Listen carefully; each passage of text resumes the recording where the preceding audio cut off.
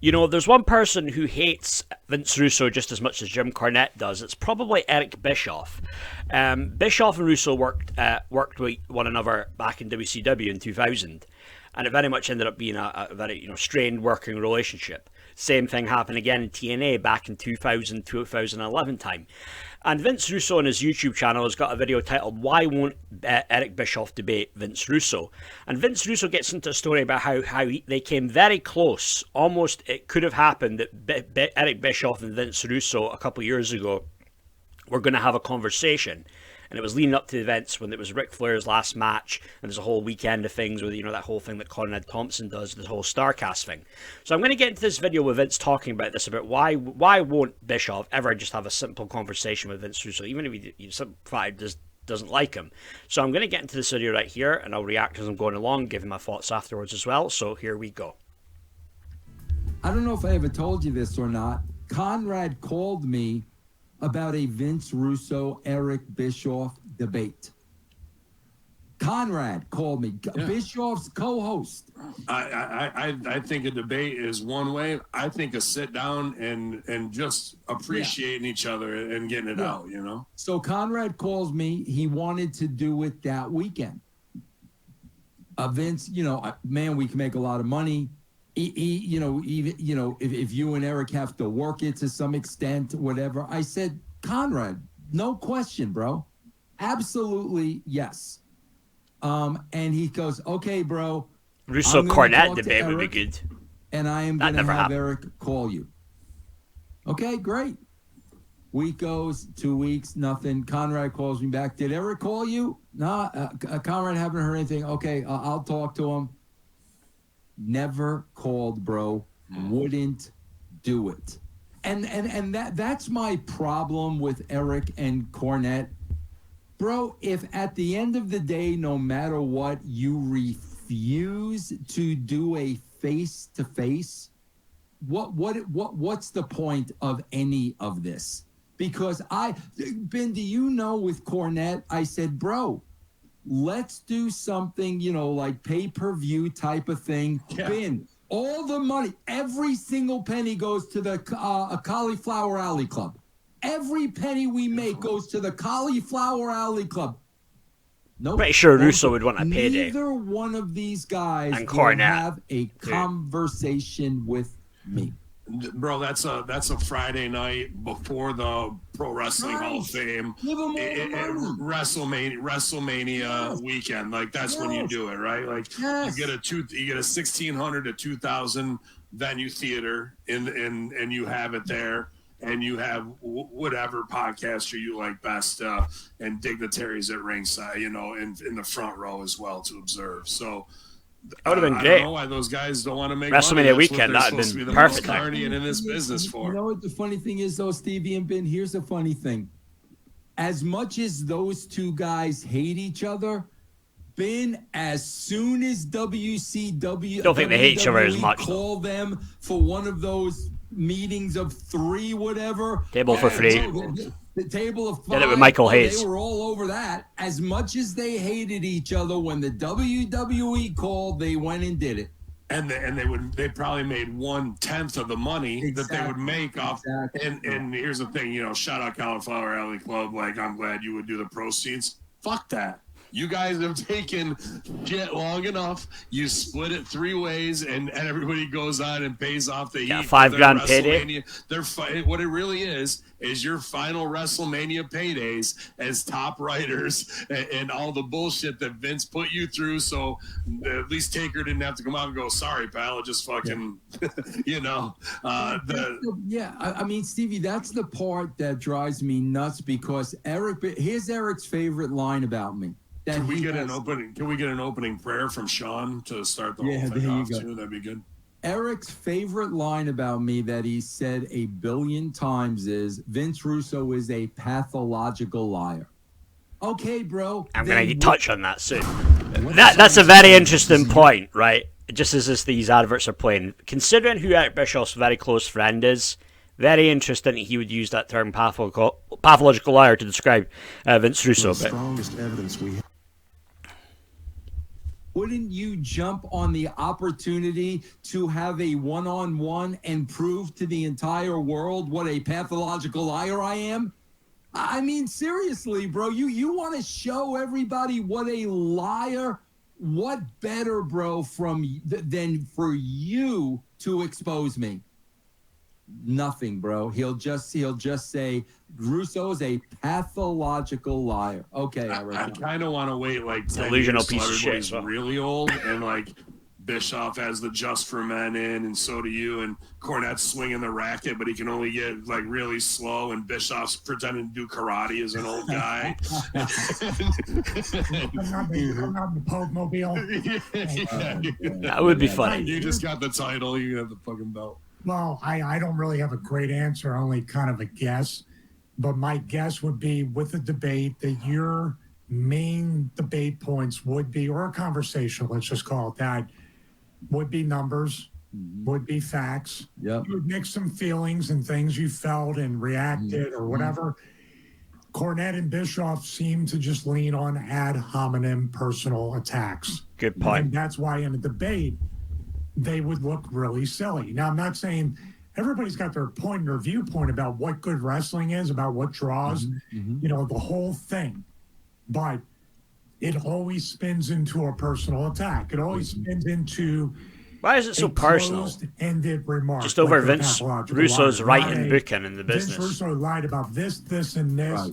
Right. And they don't like him over this shit I got years ago. Or whatever. That's what I view. Yeah, it's a strange one. And yeah, so it's interesting. So they maybe came very close to having a debate on that weekend of the whole thing with Ric Flair's last match. I think that was, what was it, 2002? It was 2 years ago, right? You know, and Conrad, I think to his credit, Conrad at least, I think was genuine. He genuinely wanted that. The whole, you know, Saint Vince, so has Eric not called you that? I don't think that was Conrad bullshitting. I think the thing is, Conrad, I don't think is really neutral. You know, Conrad is more on the side of Bischoff, but at the same time, Conrad is about the money. He apparently is. He is a very wealthy guy. He's not going to pass up an opportunity to make money. So the whole thing about trying to get Vince Russo and Bischoff together, nothing to do it out of the kindness of his heart, nothing in any way to help Russo. It was more to make some money, which, you know, should be obvious to most people. That could have been very interesting. I mean, that could have been very just one of those things. It would be like, I don't know how to describe it, like Bischoff and Russo arguing. It could have been, maybe you could describe it like a car crash. It would be ugly, but it would be, you wouldn't be able to take your eyes off it. Like, that would have been a hell of an argument. I mean, like Russo and Cornette, that alone, if that ever happened, I mean, just imagine the views, the hits that could get. But I think to this point, Cornette's far too gone that would never happen. But it looks like Bischoff, it's never going to happen with him and with Russo either. He's had this stance now for, it feels like he's had it for, well, you know, since he's been doing his podcasting, you're talking like 6 or so years. It's probably even maybe longer than that. He's had a problem with Vince. And, you know, apparently it goes back to the issues in TNA. I think it was something to do with Dixie being an on-air character. That basically that Russo was going to Bischoff, getting in his ear. This is what Bischoff claims, claiming that, you know, I don't think this is going to be a good idea, Dixie being an on-air character.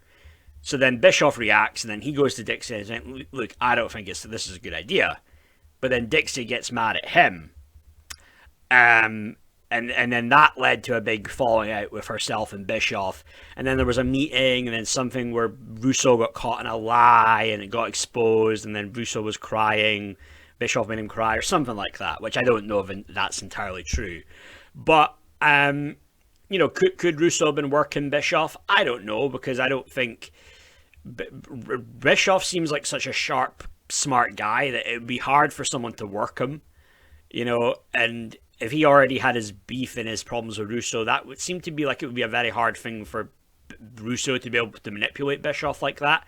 So I don't know if that's entirely true. I think, you know, I mean, going back to like fans back then, right, in 2010, I think fans would have been very skeptical about Dixie Carter being an on-air character, right? You saw her at the front row at a lot of TNA shows, right?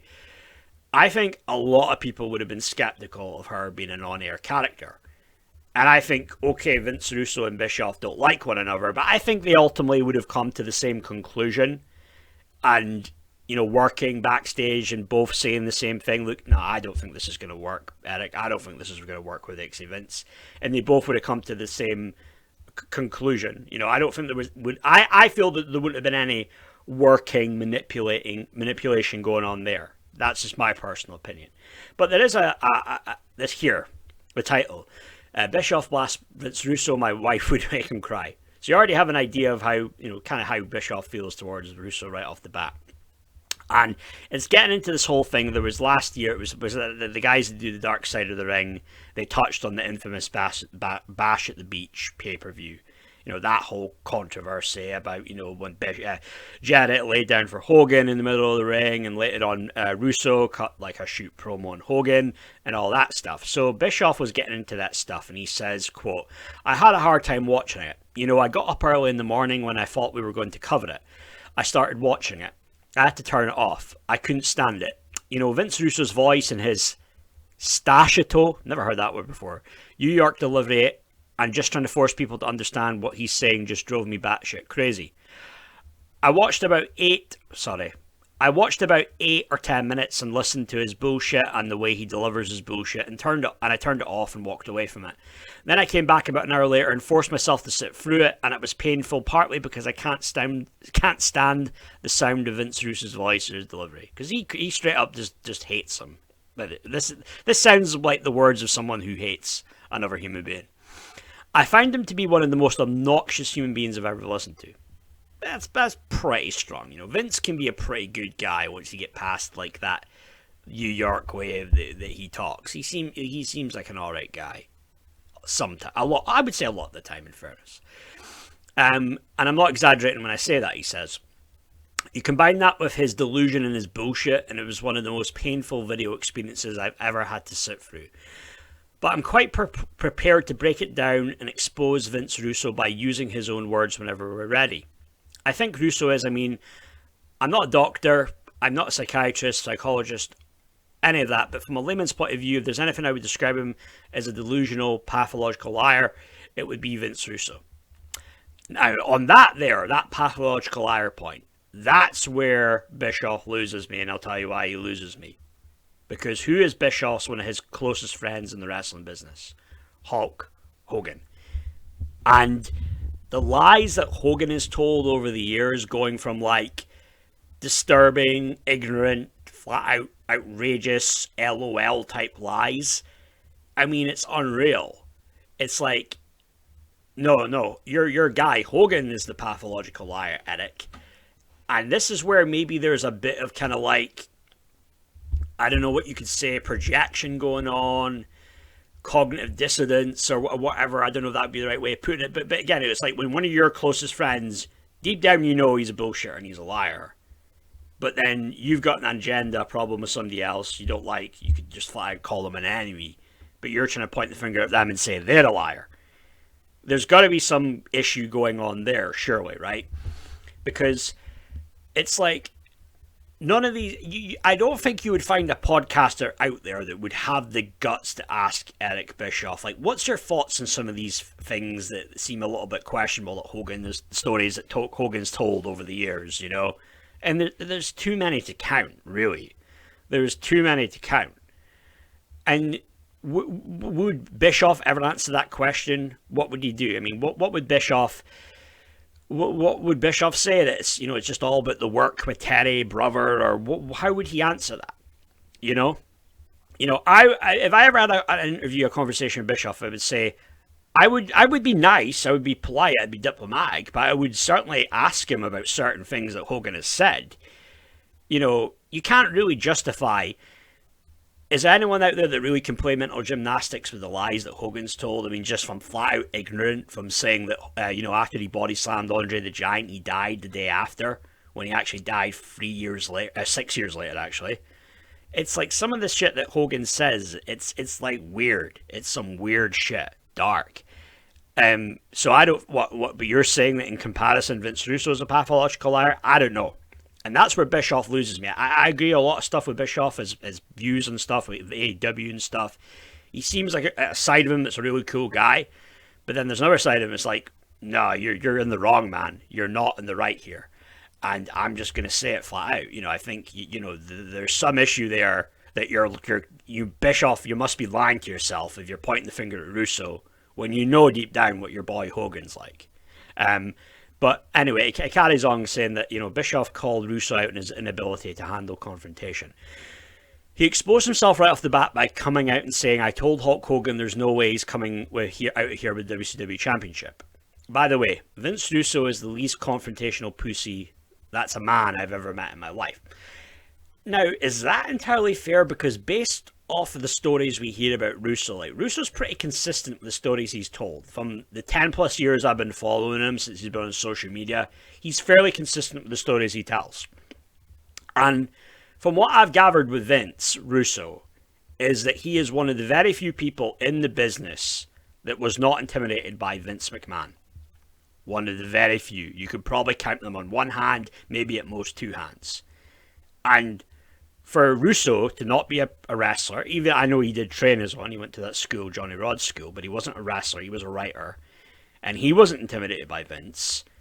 I think that's pretty clear, because even when he was like Vic Venom, he was that character Vic Venom saying, I think the show sucks. I think that was like them, it was almost like a work shoot. That had been a shoot conversation they had, and they just took it over to television on that Livewire show. So Russo had the balls to stand up to Vince McMahon. So then you're saying he's the least confrontational pussy. It's like, I don't know about that, Eric. Bischoff, Eric, Vince has told the story before of him being in a room alone with Bill Goldberg. Bill Goldberg doesn't want to lose to Scott Steiner. And Bill's doing the whole thing, if this were real, I'd beat Scott Steiner. And then Russo goes to Bill and said, I think it was something like, you go and confront Scott and you say that, I think I would beat you in a real fight, or something along those lines, right? So to say that Russo is the least confrontational guy, I mean, there's a lot of bullshit that comes with Russo, but I think he's shown that he's got some guts. You could say maybe more guts than brains, but, he, again, one of the few people to be intimidated by Vince. I mean, imagine Tony Khan being confronted about somebody not wanting to do the job, and it was somebody like Goldberg. And I know how you feel about Tony Khan, Eric, but so at least confrontational, I don't think that's entirely fair. But now it carries on. So it says, Vince Russo will not, cannot, is emotionally ill-equipped to deal with an actual confrontation, and I promise you there's no way Vince Russo said anything of the sort to Hulk Hogan. He does not have the balls to spite his New York hardcore bullshit. He is a pussy. End of conversation. He cries, he goes home, he takes his ball, he quits, he walks away, he has no spine whatsoever. Second point is that he has no authority. He had no authority. Vince Russo wasn't the head of creative, he was a writer.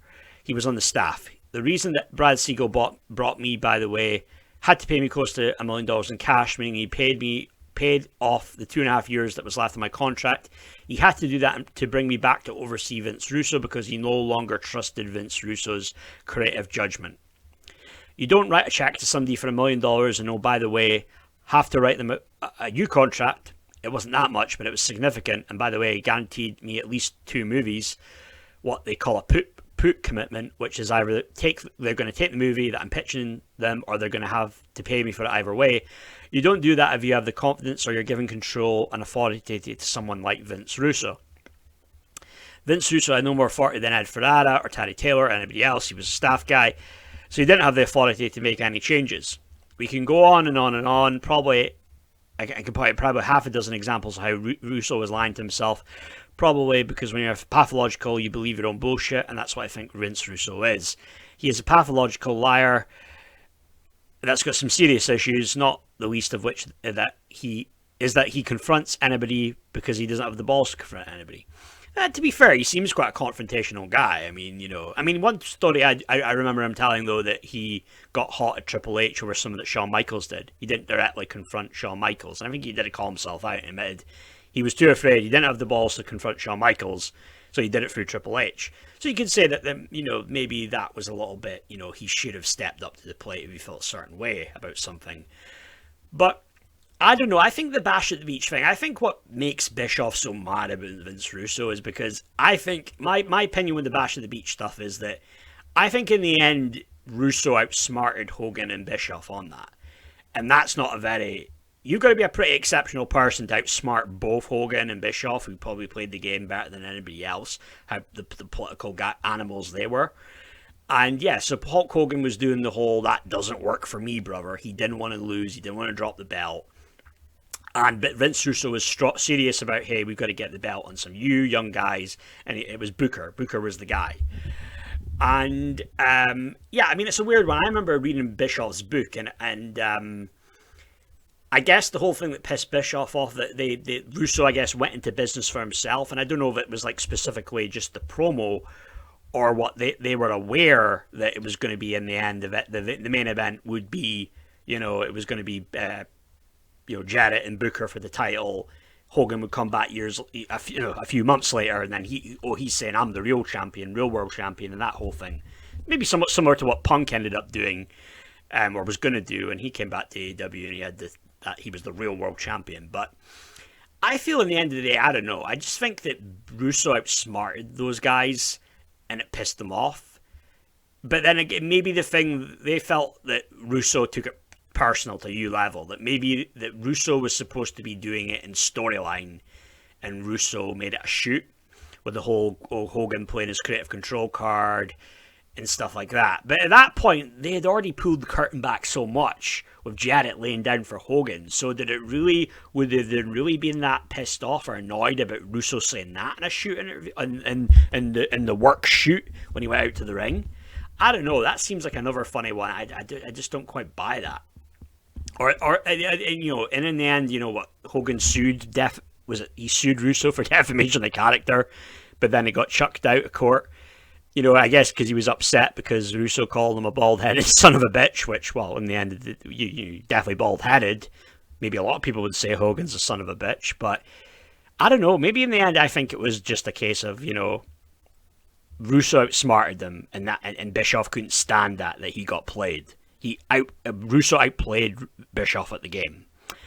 But then, I do question Russo's version of events, though. I do, because, when Russo says, Hogan was fine with it, Bischoff at the time was okay with it, what the plans were, and they were going to leave the arena after the whole, Jarrett laying down and whatever, and then Russo comes out later, cuts the promo, that, Russo was saying that Hulk Hogan gets on the internet, and he hears what everybody's saying, that, Russo got one up on Hogan, and that's when Hogan had a problem. But where I question that story is, would a 46, 47-year-old guy that Hogan was at the time, who's a multi-millionaire, one of the biggest stars, the biggest star in wrestling, really, does he really give a shit what people on the internet are saying? I don't even know Hogan at that back then would have even known. Did he even know how to turn on a computer?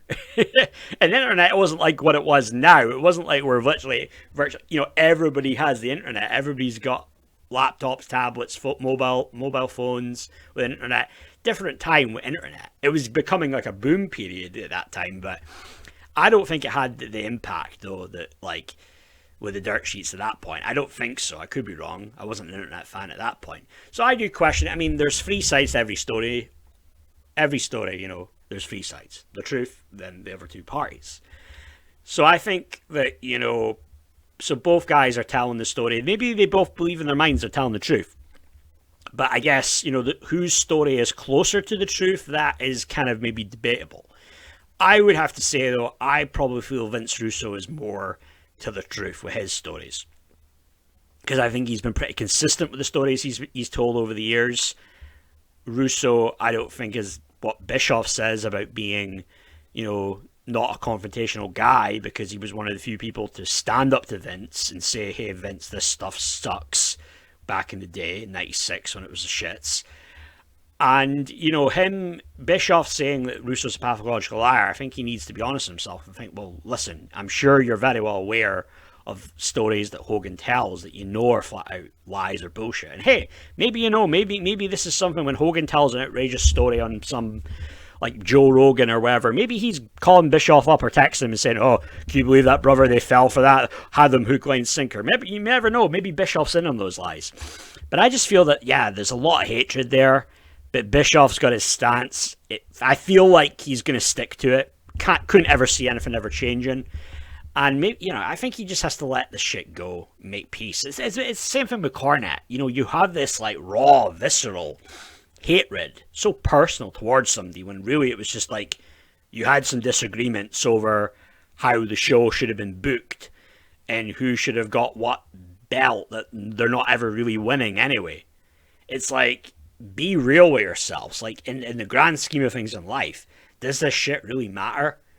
No, it doesn't. So it's like, if your hatred towards somebody is based off of things that happened like that, which is, you're talking now 20, 25, maybe even 25 plus years ago, you gotta let it the fuck go. And, you know, I'm putting the title here, will Eric Bischoff ever make peace with Vince Russo? It could be some time now. You know, Bischoff is getting on a bit in age.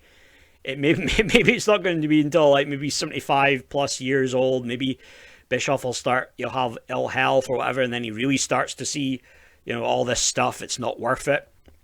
It's just not worth it when you get to that stage in life. But I don't know. I just think he's got to let it go, Bischoff. And yeah, it's a shame, because one day, you know, maybe they could make peace and speak and be on friendly terms, maybe never like necessarily friends. But I think a lot of this, sometimes you just have to let go some of the hatred you have for somebody, the venom you have towards somebody. Yeah, sometimes in life, some things are just unforgivable that people do and say. But hating Russo over booking and, you know, because he maybe find his New York accent a bit annoying, sometimes you just gotta let it go. And I think that's what Bischoff should do, and especially I think Jim Cornette should do when it comes to Vince Russo. But that's my thoughts on all that, guys. You know what to do. Feel free to like, hit the subscribe button, give me your take, leave a comment, let me know your thoughts. Will Bischoff, could he ever make peace with Vince Russo? Could that ever happen soon? Leave your comments, let me know what your takes are. You're Eric Bischoff guy, Vince Russo guy. Be interesting to hear what you guys have to say on this. But that's me for now, guys. Thank you very much. Cheers. Bye.